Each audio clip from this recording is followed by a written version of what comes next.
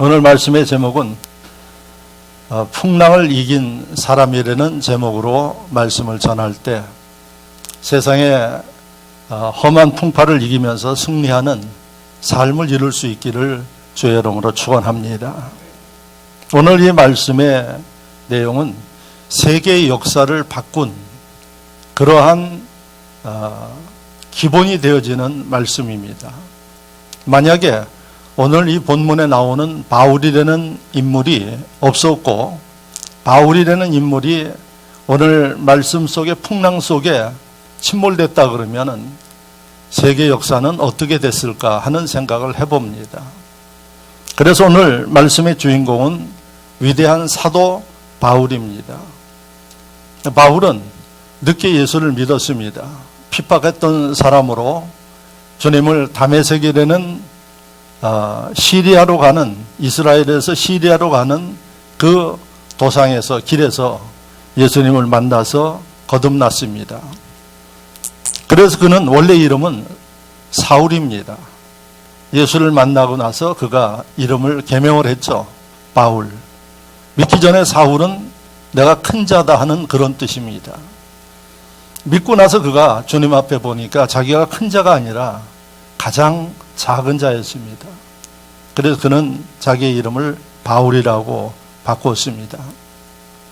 그리고 그는 열심히 주의 복음을 증거하기 위해서 1차, 2차, 3차 이스라엘을 중심으로 해서 소아시아 지역에, 아시아 지역에 복음을 증거하기 위해서 다녔습니다.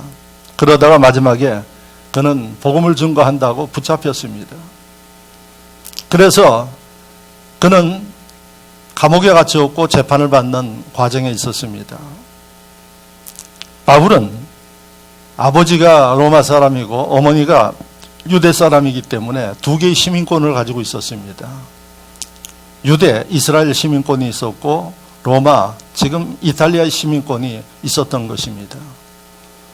그런데 유대에서 재판을 받던 바울이 어느 날 재판장과 이 유대 지역을 다스리는 로마 총독에게 요청을 합니다.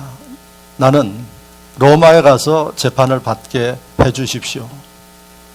그 이유는 내가 유대 시민이기도 하지만은 로마 시민이기도 합니다. 그래서 나는 유대법보다 더 상위법인 로마 법에 가서, 법정에 가서 재판을 받게 해 주십시오. 이렇게 요청을 합니다. 그 당시에 이 바울을 재판하던 제사장들과 유대 사람들이 이 바울이 좀 정신이 모자란 사람이 아닌가 이렇게 이야기를 합니다.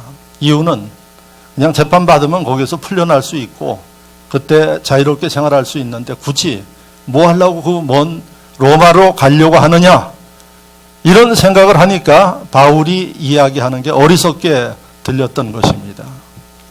그런데 바울은 사람이 볼 때는 어리석었는지 몰라도 하나님이 바울에게 사명을 주셨어요. 할 일을 주셨다는 겁니다.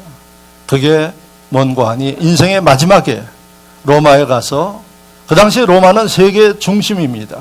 지금 세계 중심이 미국 아닙니까? 미국에서도 아마 뉴욕이 세계 중심입니다. 로마가 지금 뉴욕처럼 세계 모든 사람들이 모이는 그러한 곳입니다. 그래서 세계는 로마를 거쳐야 통한다 이렇게 이야기가 나올 정도였습니다.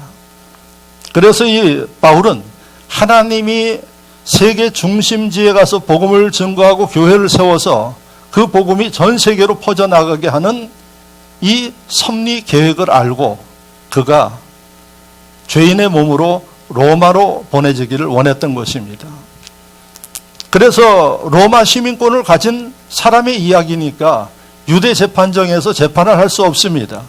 그래서 바울을 백부장과 관원들을 붙여가지고 배를 태워서 지중해를 건너서 로마로 가도록 이렇게 결정을 해서 바울을 보냅니다. 그게 바로 오늘 27장의 내용입니다. 그래서 유대에서 배를 타고 이제 지중해를 건너가는데 가는 그 여정은 어떻게 되는 거 아니에요?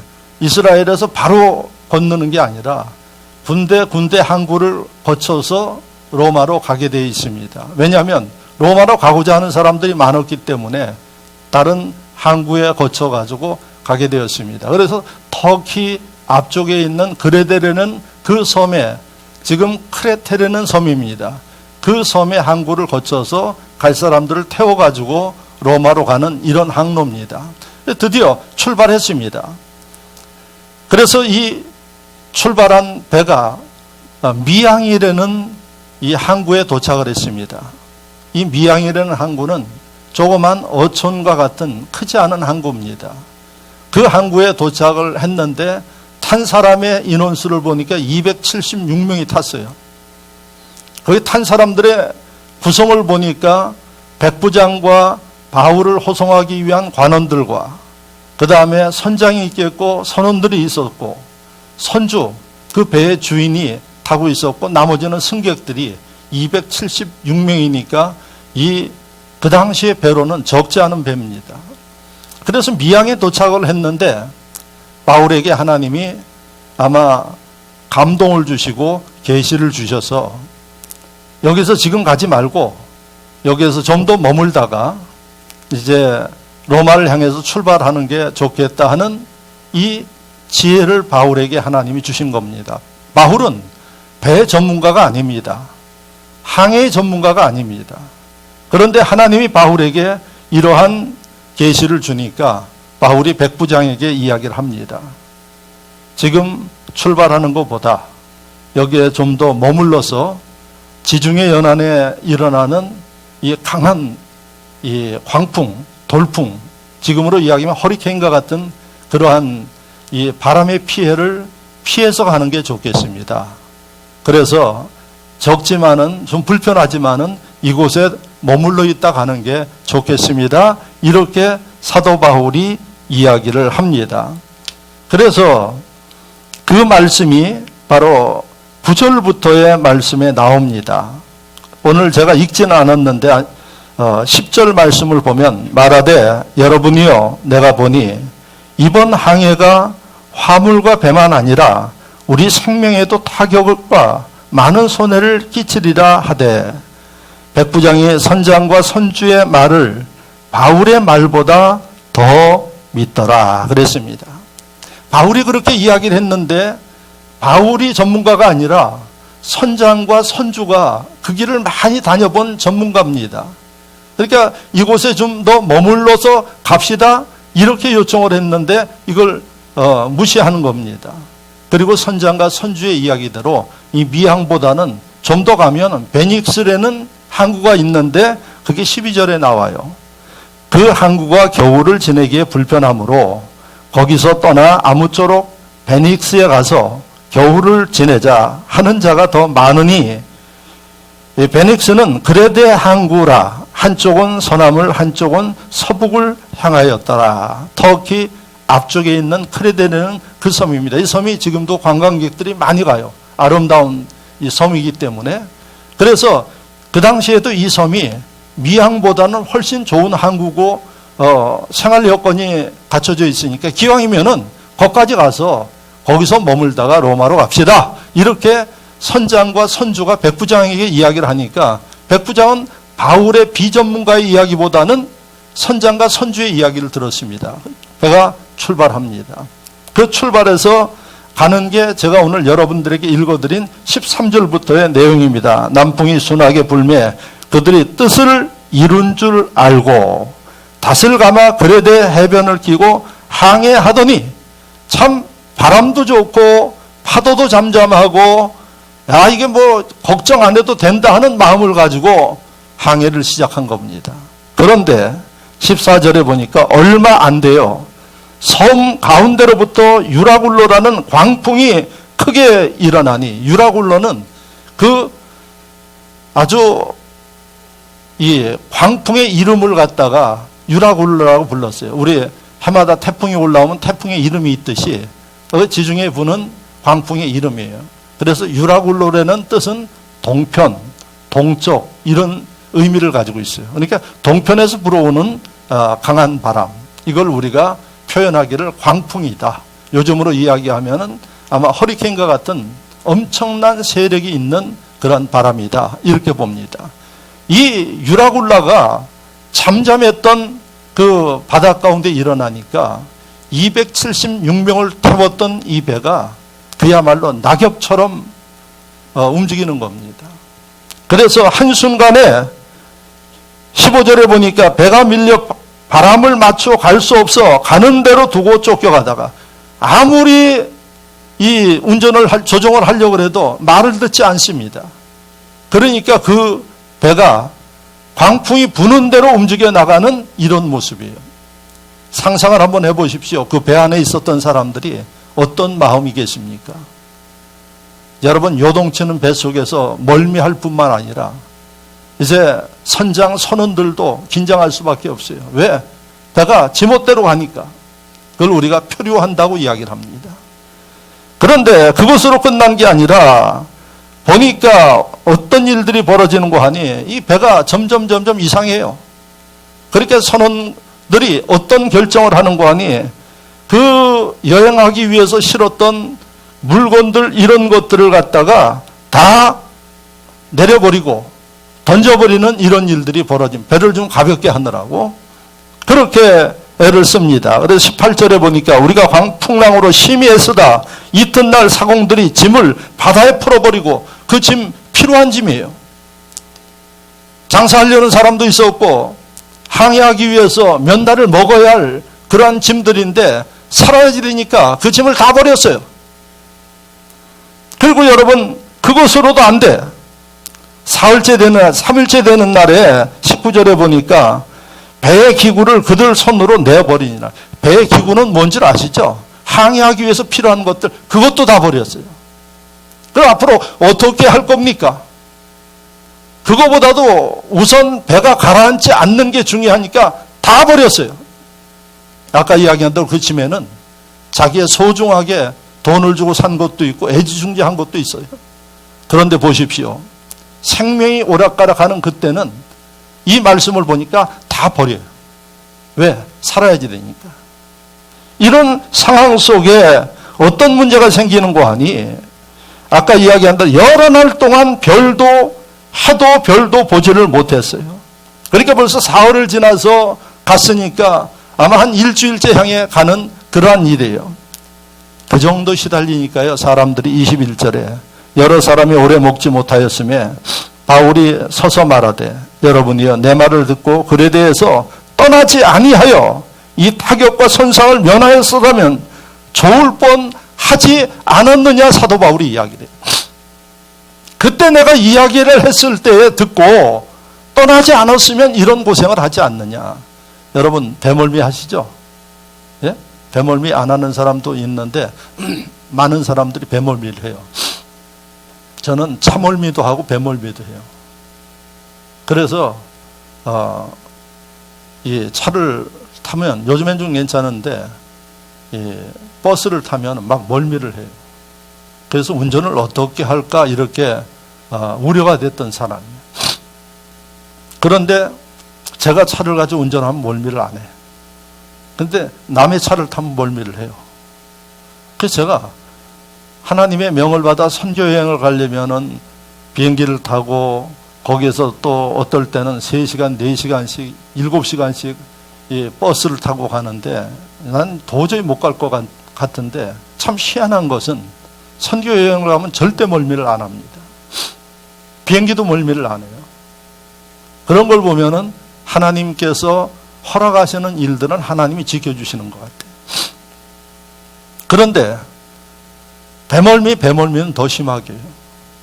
언젠가 우리 부역장들하고 울릉도, 오래전의 이야기입니다. 울릉도 가는데 배 타는데 그 배 타고 제가 그냥 얼마나 멀미를 하는지 하여튼 거의 그냥 눈 감고 있다가 내렸습니다. 제 인생에 제일 멀미를 심하게 했던 게 미국의 버지니아 쪽에 초청을 받아가지고 가서 설교를 하고 그 다음에 거기에 그 리전 유니버시티에서 교수들하고 세미나를 하는데 귀한 손님 왔다고 그 바로 버지니아 앞쪽이 대서양입니다. 영국을 마주보고 있는. 그래서 그 대서양에 배를 한 척 빌려가지고 낚시를 나간다고 그래요. 근데 저는 안 간다고 그랬어요. 왜? 배멀미를 하니까. 아이, 그래도 괜찮다고. 여기 와서 안 하면 어떻겠느냐고. 가면은 물반 고기반이니까 넣으면 나온다고 이야기를 해요. 그래가지고 저 때문에 빌렸대는데 안 갈 수도 없고 그래서 그 배를 탔어요. 배가 아마 그렇게 크지 않은 배인데. 그래가지고 보이는 한 1시간 정도 가는데 육지가 이렇게 보여요. 대서양에서. 그 곳에서 배를 세워놓는데 배가 옆으로 왔다 갔다 하고 앞으로 롤링과 피칭을 하는데 낚싯대를 드는 순간부터 멀미를 해가지고 저는 도저히 안 되겠더라고. 누워도 안 되고. 그래서 저는 내내 엎어져 있다가 나왔어요. 거기 구경도 못하고. 그래서 멀미가 그렇게 심한 거를 제가 느껴요. 그런데 이 말씀을 읽으면서 그 생각이 나는 거예요. 여러분, 벌써 사흘이 넘어서 해도 달도 보이지 않는 속에서 이 배가 뒤 흔들리고 여러분 배가 빠질 것 같은 이런 상황 속에 있는 이 사람의 이들의 생각을 보면은 두려움, 고통 이런 것들을 느껴볼 수가 있어요. 이런 상황이 되어지니까 이제 사도 바울이 나섭니다. 선장도 선주도 그 용감한 백부장도 다 두려워서 죽음의 공포 속에 있어요. 그런데 바울이 나서서 하는 얘기가 내가 가지 말자고 했을 때 들었어야 되지 않느냐 이렇게 이야기를 먼저 합니다. 그리고 사도 바울이 이야기를 합니다. 22절에 내가 너희를 권하노니 이제는 안심하라. 너희 중 아무도 생명에는 아무런 손상이 없겠고 오직 배만 파손될 거다. 이렇게 이야기를 합니다. 안심하라. 그리고 사도 바울이 이야기를 합니다. 이거는 내가 하는 얘기가 아니라 어젯밤에 하나님의 사자가 내 곁에 서서 말하기를 24절에 바울아 두려워하지 말라. 내가 가이사 앞에 서야 하겠고 또 하나님께서 너와 함께 항해하는 자를 다 내게 주셨다 하였으니 하나님의 사자가 어젯밤에 내 곁에 와서 이런 말씀을 주신 거다. 내가 로마에 가서 해야 할 일이 있기 때문에 하나님이 내 생명을 보존시키는데 나 때문에 함께한 276명 다 하나님이 살리겠다고 말씀 약속하셨다. 그래서 25절에 그러므로 여러분이 안심하라. 나는 내게 말씀하신 그대로 되리라고 하나님을 믿노라. 할렐루야. 이게 오늘 말씀이에요.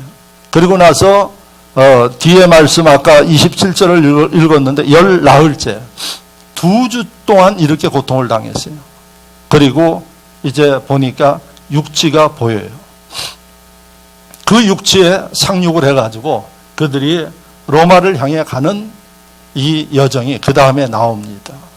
그리고 사도 바울은 로마에 가서 복음을 증거하고 로마 교회를 든든히 세우고 이때 아무도 아는 사람이 없는 사도 바울을 돕고 협력했던 사람들이 누군가 하니 이 주님을 알지 못했던 276명이 배에서 사도 바울이 하는 이 모습을 보고 사도 바울의 그 사역을 전적으로 협력하고 도왔던 사람들이 276명이라고 이렇게 성경엔 기록되어 있지 않았지만은 그 외의 문서들 가운데 기록이 되어 있어요.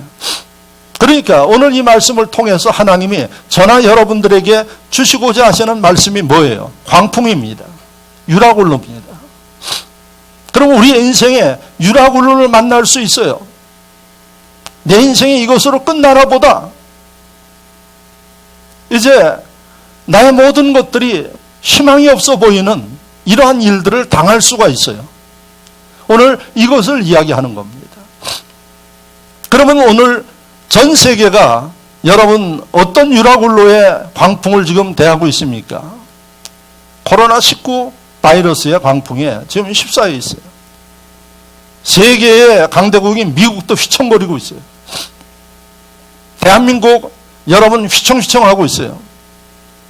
그런데 이 바이러스로 휘청이 끝나는 게 아니라 경제 문제가 기다리고 있어요.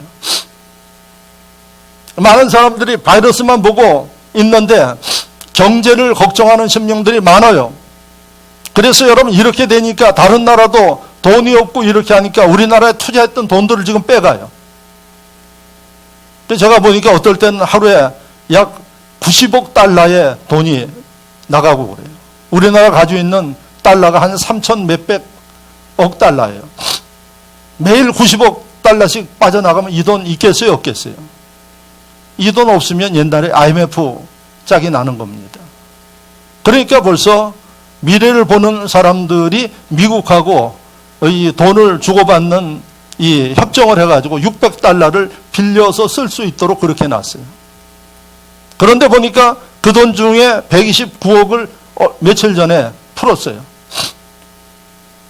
근데 이 문제가 여러분 더 준비하지 않으면 안 된다는 이야기들이 나와요. 아마 국민들은 모르고 있어요. 그냥 이 바이러스만 지금 바라보고 있어요. 그래서 전문가들은 일본하고도 이 협정을 맺어라. 한때 700억 달러까지 돈 빌려올 수 있도록 맺었으니까.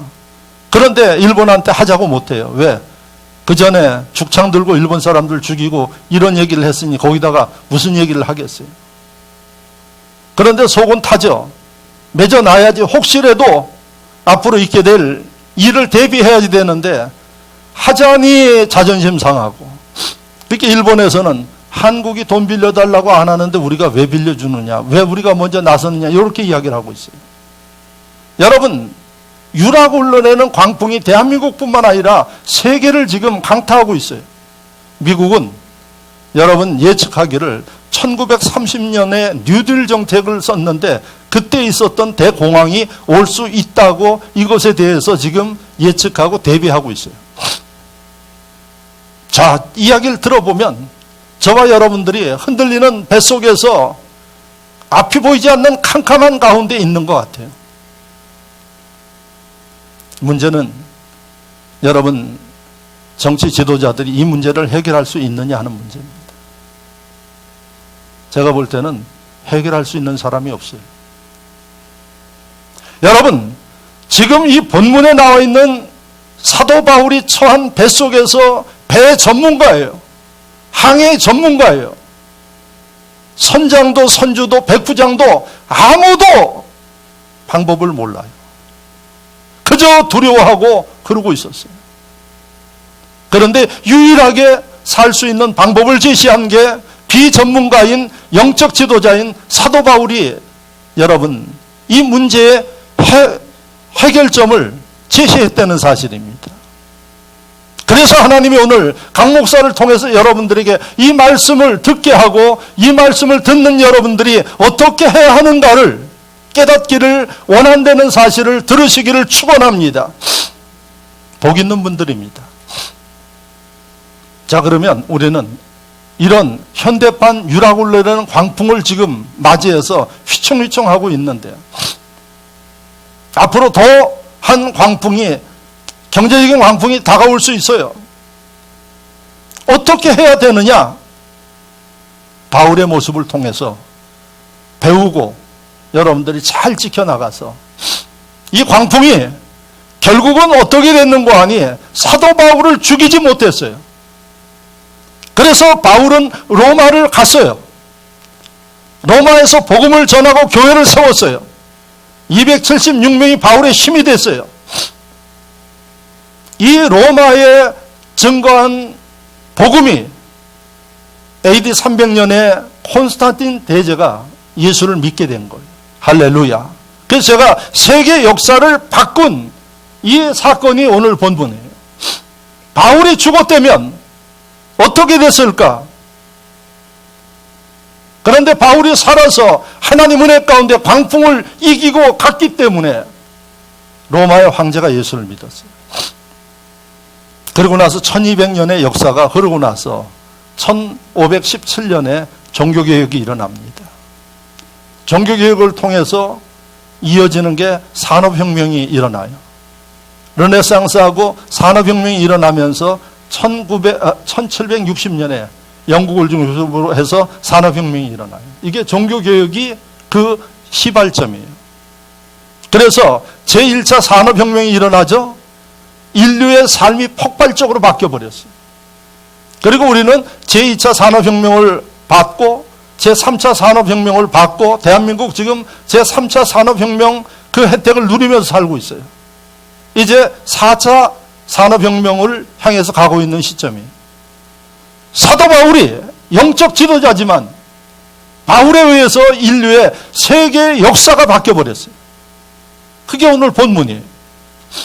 백부장이 바꾼 거 아니에요. 선장이 바꾼 거 아니에요. 바울이 276명의 운명을 바꿔버렸어요.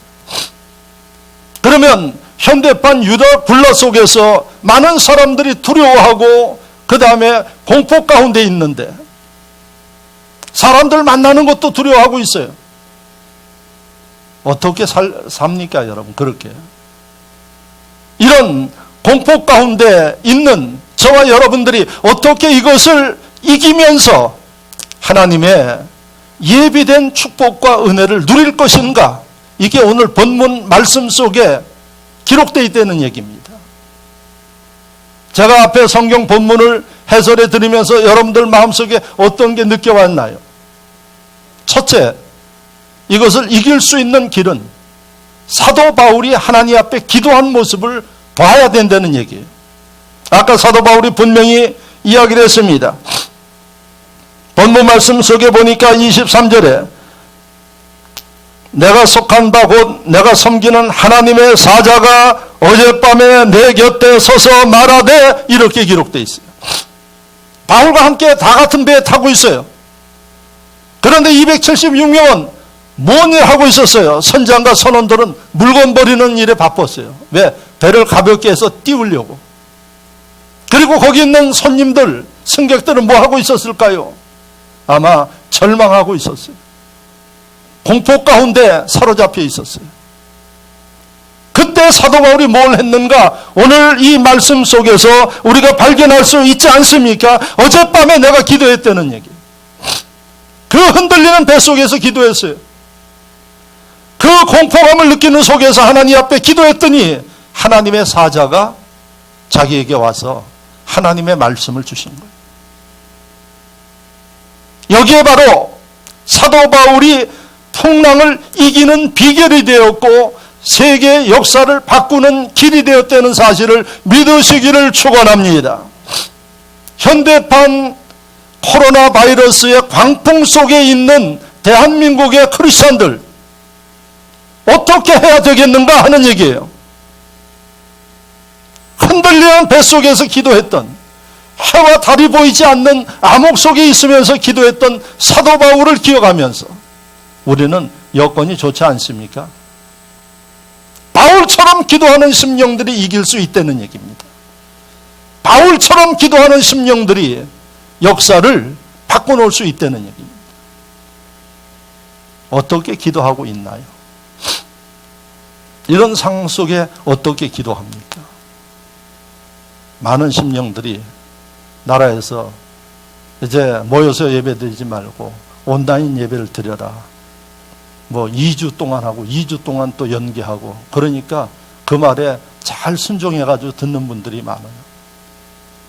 문제는 그런 가운데 바울처럼 기도하면 별 문제 없어요. 문제는 어떻게 기도하고 있느냐 하는 거예요.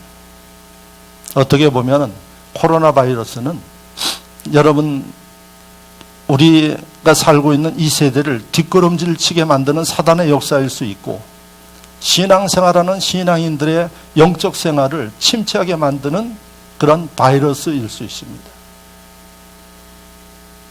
문제는 이러한 광풍 속에서도 우리가 해야 할 일이 뭔가 하니 주님을 향해서 해야 할 일들을 하지 않으면 안 된다는 겁니다. 왜요? 하나님이 도와주셔야 되기 때문에 그렇습니다. 이 광풍 속에서 아무도 도와줄 사람이 없었어요. 유일하게 전능하신 하나님이 바울에게 말씀하셨고 약속하셨고 바울을 살려야지 되니까 이들을 살리게 됐던 거예요. 이 나라의 대통령이 여러분들을 살리는 거 아니에요. 기도하는 사람들이 대한민국을 살리는 겁니다. 기도하는 사람들이 대통령과 장관을 살리는 거예요. 믿으시면 아멘. 오늘 말씀을 보시는 얘기예요. 백부장도 할 일이 없었어요. 바울이 살리지 않습니까? 바울이 힘이 있어서 살리는 게 아니라 하나님께서 능력 주시고 은혜 주시니까 그것으로 사는 거예요. 이 모습을 여러분들이 정확하게 볼 수 있기를 바랍니다. 아마 하나님이 안타까운 마음으로 우리에게 주시는 말씀이에요. 지금 대한민국에 있는 세계 크리스찬들이 이 흔들리는 뱃속에서 바울처럼 기도하고 있느냐 하는 것을 우리에게 말씀하고 있습니다. 교회는 못 나와도 집에 있으면서 이렇게 기도하면 문제가 없죠. 근데 많은 사람들이, 여러분, 사람은 앉으면 누우려고 합니다. 이게 인간의 게으름이에요. 사단은 이걸 통해서 역사합니다. 그런데 이것을 뛰어넘어서 자기를 관리하는 심령들은 바울처럼 쓰임받습니다. 하나님이 축복합니다. 그래서 첫 번째 우리가 기억해야 할 일은 사도 바울이 그 뱃속에서, 절망하는 속에서 하나님 앞에 부르짖어 기도하면서 하나님의 응답을 받았다 하는 사실을 잊지 마시기를 바랍니다. 이런 시대의 소망은 교회에 있습니다. 예수 믿는 저와 여러분들에게 있습니다. 기도하는 사람들에게 있습니다. 기도해야 할 사람들이 기도하지 못하면 하나님의 응답은 없습니다. 그래서 기억하십시오. 이제부터라도 여러분들이 뜨겁게 기도하십시오. 무섭게 기도하십시오. 그 사람들이 이제 광풍을 건너서 로마로 가는 하나님의 축복과 영광을 보게 될 것입니다. 할렐루야! 두려워하지 마십시오. 그리고 게을러져서는 안 됩니다. 자기를 관리하십시오. 여러분, 다른 데 못 가고 많은 사람들이 답답하다고 이야기해요. 저도 종종 전화 옵니다. 강 목사, 답답해서 어떻게 살아요? 저는 답답하지 않습니다. 할 일이 많습니다. 그리고 여러분, 그 주어지는 시간에 하나님의 성전에서 기도하면 하나님의 놀라운 은혜의 역사를 느낄 수 있습니다. 답답하지 않습니다. 그리고 시간 되어지면 하나님 주신 자연 속에서 여러분 산책도 하고 꽃도 가꾸고, 이번 주간에 아마 제가 밭도 가꾸려고 합니다. 전혀 그런 거 없습니다. 그리고 여러분, 하나님이 기적과 같이 역사합니다. 믿으시면 아멘. 기적과 같이 어떻게 역사하는지 구체적으로 말씀 안 드립니다. 기적과 같이 하나님이 역사하시는, 그래서 그 하나님을 믿습니다. 사도 바울이 그렇게 이야기하지 않았습니까? 오늘 본문 말씀을 보면은 25절을 보십시오. 다 같이 25절 말씀을 함께 읽어볼까요? 큰 소리로 읽어보겠습니다. 그러므로 여러분이요, 안심하라.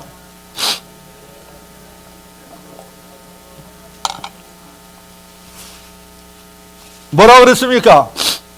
믿노라. 할렐루야. 이 음성을 들으셔야지 돼요. 누구에게 하나님이 이런 확신을 줄까요? 기도하는 사람들에게 줘요. 오늘 이 말씀을 듣는 여러분들, 이번 주간부터 기도 무섭게 하십시오. 여러분들의 두려움이 밀려가고 소망이 오게 될 줄로 믿습니다. 여러분들 마음속에 하나님이 믿음을 샘솟도 주심을 믿으시기를 축원합니다. 이게 우리가 해야 할 일이에요. 이 사람들이 광풍을 이길 수 있습니다. 두 번째, 바울의 모습을 통해서 우리가 봐야 할 일이 뭘까요? 아까 이야기한 22절에 내가 너희를 권하니 이제는 안심하라. 안심하라. 그리고 그 뒤에 나오는 말씀을 보십시오. 24절에 바울아 두려워하지 말라. 누가 주신 말씀이에요? 하나님이 주신 말씀. 그래서 바울이 하나님이 주신 말씀을 가지고 두려워하는 선장, 선주, 백부장 모든 사람들에게 안심하라 이야기를 하지 않아요. 근데 그냥 허풍치는 게 아니라 하나님으로부터 내가 응답을 받았다. 하나님이 나한테 두려워하지 말라고 그러셨다. 그러니 너희도 안심하라고 이야기를 하는 겁니다. 할렐루야. 이렇게 이야기할 수 있어야 돼요. 이게 이 시대의 하나님 백성들의 사명이에요. 저와 여러분들이 해야 할 일이에요. 우리가 세상을 향해서 이야기할 게 뭡니까? 이 이야기를 해야지 돼요. 내가 기도하니 하나님이 응답하셨고 하나님께서 이길 수 있게 해주시니 두려워하지 마십시오. 이게 예수 믿는 사람들의 목소리가 돼야 돼요. 근데 예수 믿는 사람들이 믿지 않는 사람들하고 똑같아요.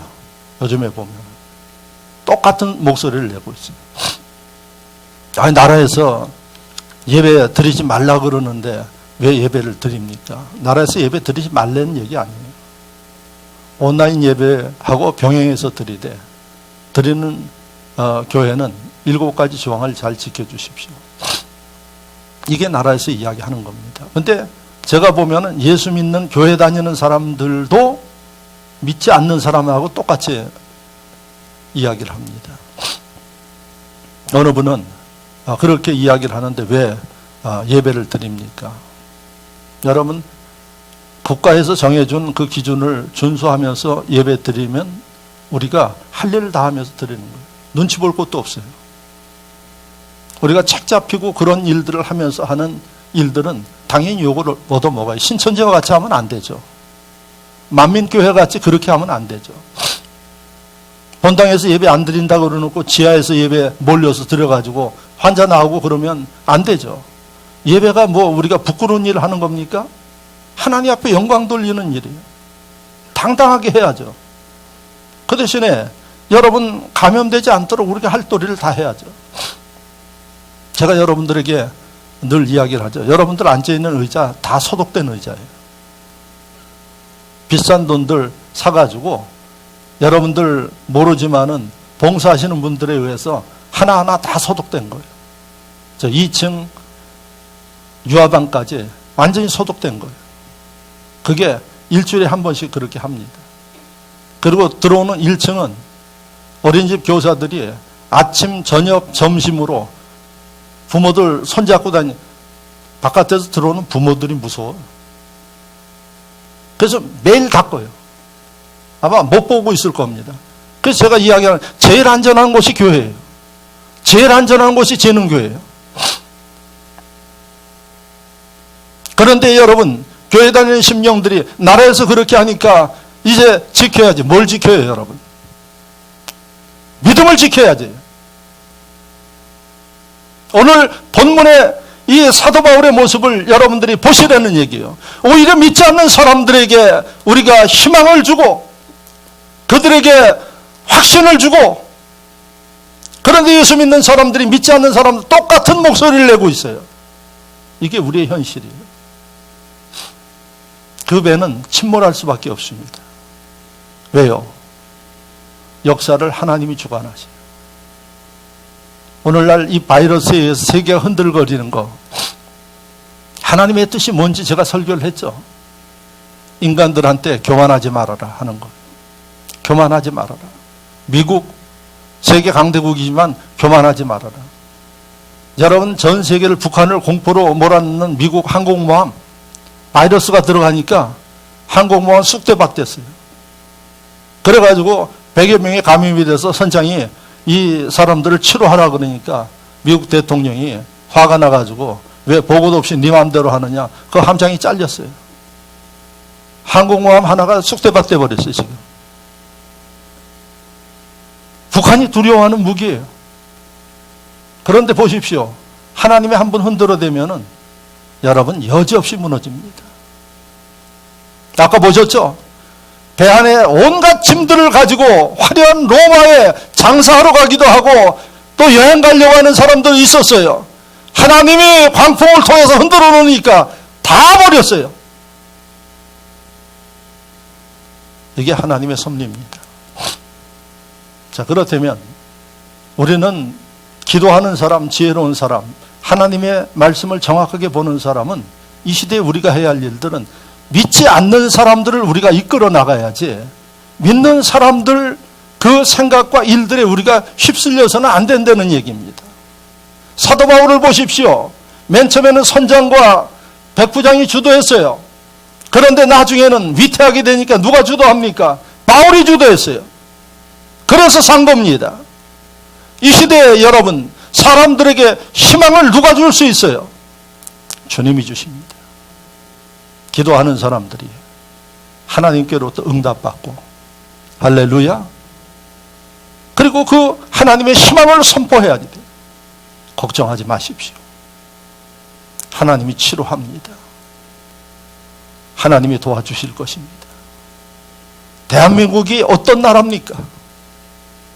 많은 우리의 선조들이 피를 흘리면서 세운 대한민국이고 기독교인데 하나님 망하게 하십니까? 우리가 해야 할 일들을 하면은 하나님께서 지켜주십니다.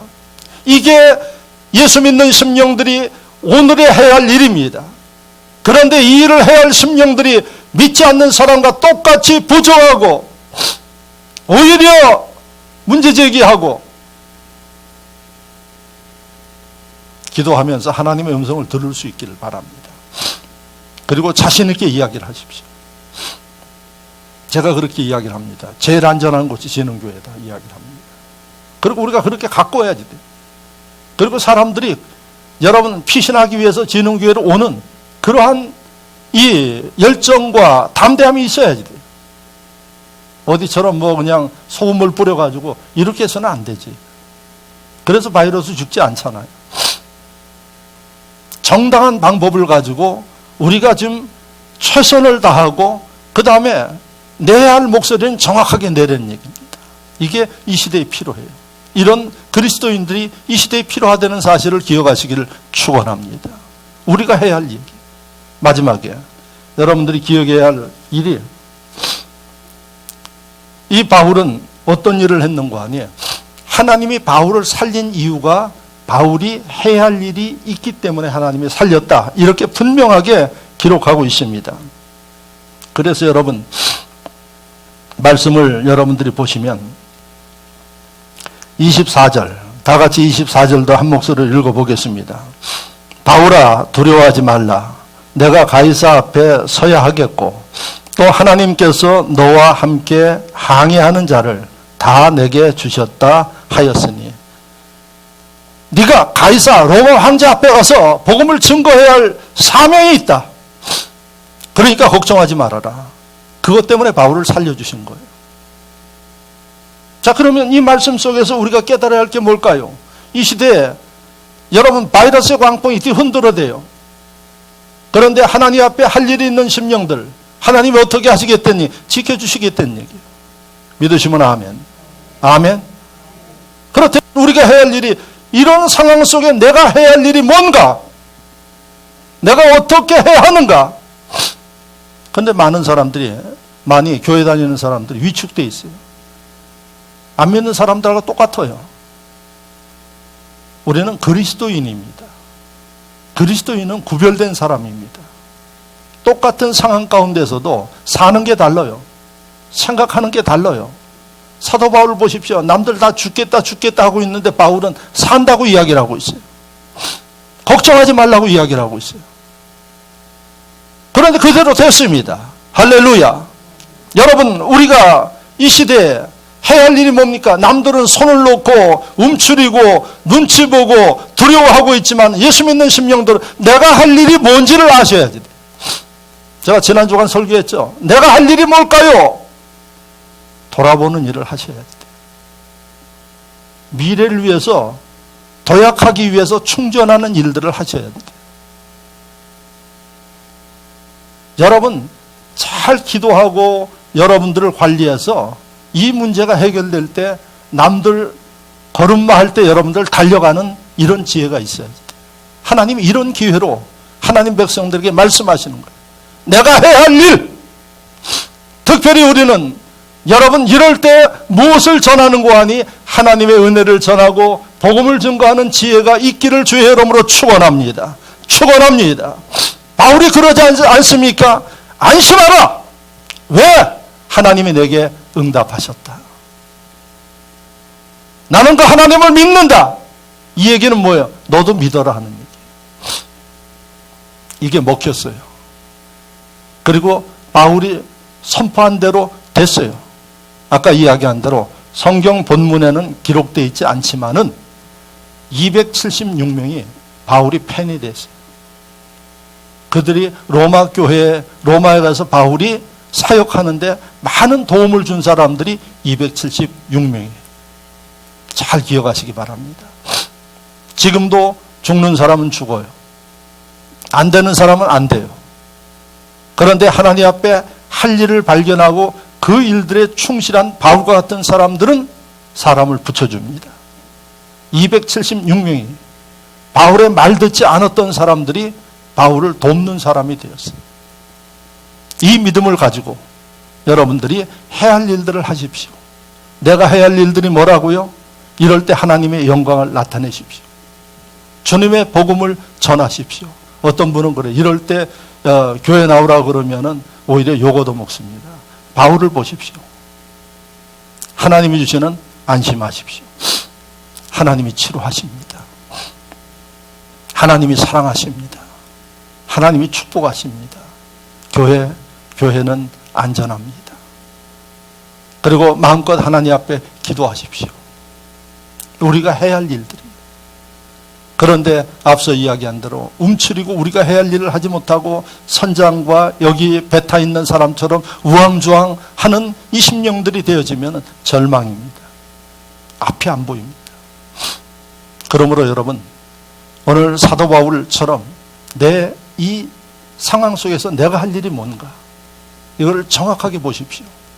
그리고 여러분들 할 일들을 하나님의 교회 안에서 또 사회생활 속에서 하십시오.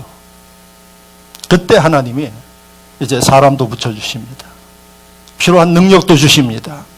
필요한 것도 채워주십니다.